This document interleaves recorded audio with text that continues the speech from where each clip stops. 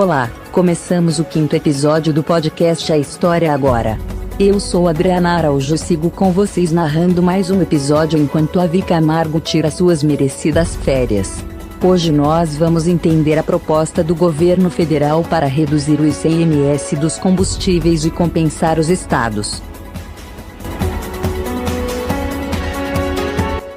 O presidente Jair Bolsonaro anunciou nesta segunda-feira uma proposta de acordo com os governos estaduais para reduzir a carga tributária sobre os combustíveis e, com isso, tentar frear a escalada da inflação no país. O acordo prevê, em linhas gerais, zerar o ICMS, imposto que vai para os cofres estaduais, sobre o diesel e gás de cozinha, reduzir o ICMS e zerar os impostos federais sobre gasolina e etanol, é compensar os estados e o Distrito Federal por parte da perda de arrecadação. O ministro da Economia, Paulo Guedes, afirmou no mesmo pronunciamento que um eventual acordo terá prazo e valor definidos. A ideia é manter essas regras em vigor até 31 de dezembro deste ano, e limitar o ressarcimento aos estados em um valor a ser fixado, entre 25 bilhões e 50 bilhões de reais. Além da concordância dos estados, o acordo envolve a aprovação de 2 projetos pelo Congresso Nacional, incluindo uma proposta de emenda à Constituição, que requer amplo apoio na Câmara e no Senado. Principais pontos da proposta: o que o governo propõe. A proposta anunciada por Jair Bolsonaro se divide em 2 linhas principais. Para gasolina e etanol, a União propõe que estados e DF apoiem um projeto de lei que propõe um teto de 17% para o ICMS sobre esses combustíveis, e se submetam a essa alíquota máxima. Se isso acontecer, o governo federal derruba a zero os impostos que vão para os cofres da União, PIS, COFINS e CID combustíveis.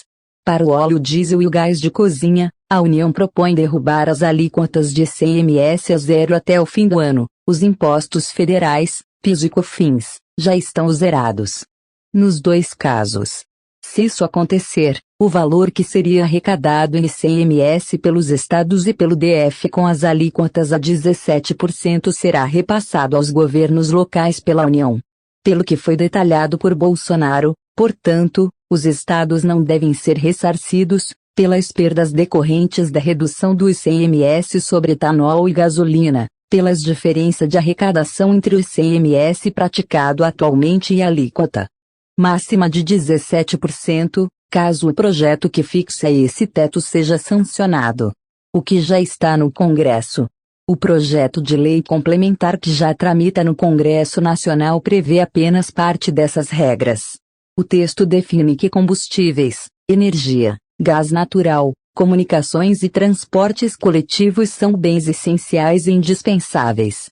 Essa classificação faz com que estados não possam cobrar alíquotas de ICMS acima da chamada alíquota geral, que varia de 17% a 18%.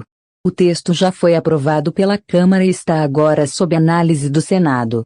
O relator do texto, senador Fernando Bezerra Coelho, MDBPE, se reuniu com representantes dos estados na última semana para discutir o projeto. O presidente do Senado, Rodrigo Pacheco, PSDMG, já anunciou que o tema será levado diretamente a plenário, sem passar por comissões, mas evitou cravar uma data no pronunciamento desta segunda. Esperamos muito brevemente ter uma definição em relação a esse relatório do senador Fernando Bezerra Coelho. Mas, de fato, uma oportunidade ao diálogo, ao consenso e, o que é mais importante, favorecer o consumidor final em relação ao problema gravíssimo que temos hoje, que é o preço excessivo do combustível na bomba dos postos, disse. O que ainda será enviado ao Congresso. O governo ainda precisará enviar ao Congresso Nacional um projeto que trate da compensação aos estados pela perda de arrecadação. Durante o pronunciamento, o presidente da Câmara, Arthur Lira, afirmou que o tema será tratado em uma PEC. Propostas desse tipo podem ser apresentadas pelo presidente da República, se nascerem no Congresso. Precisam da assinatura de ao menos 1/3 dos deputados ou senadores. O número de votos para aprovar uma PEC também é maior, se comparado a projetos de lei mais simples. A proposta é aprovada se tiver o apoio de 308 deputados e 49 senadores, 3/5 do plenário, em 2 turnos de votação em cada casa. O ministro da Economia, Paulo Guedes, informou que a PEC a ser enviada pelo governo deve conter, já de início, o valor máximo a ser transferido para os governos estaduais.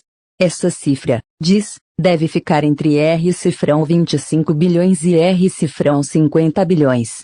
O acordo é capaz de frear a escalada dos preços. Não há uma resposta definitiva. A diretora da Instituição Fiscal Independente, Vilma Pinto, afirma que um corte no ICMS tem potencial para reduzir os preços na bomba, mas nada garante que os preços se mantenham baixos.